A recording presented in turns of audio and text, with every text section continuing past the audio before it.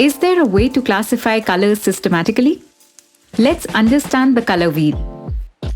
Imagine a circle with 12 equal parts. The color yellow is up top. Blue and red are positioned in this manner. These three colors are the primary colors.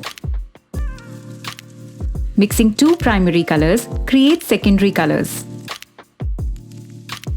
Mixing one primary color with a secondary color creates a tertiary color. Use this logic to create the shade you need. Want a soft, gradual gradient? Pick any three adjacent colors for the effect.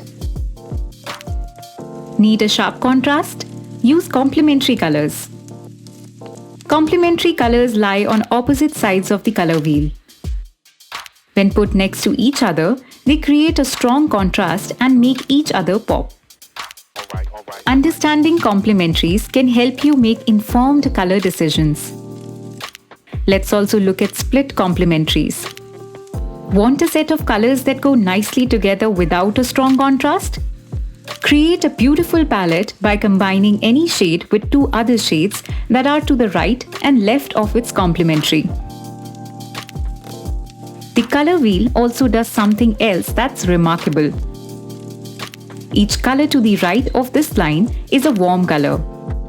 The rest are cool colors.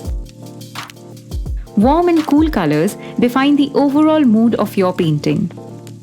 Using them strategically can also create a sharp contrast in your work.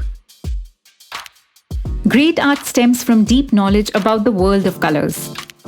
And the color wheel is a great tool to improve your color sense.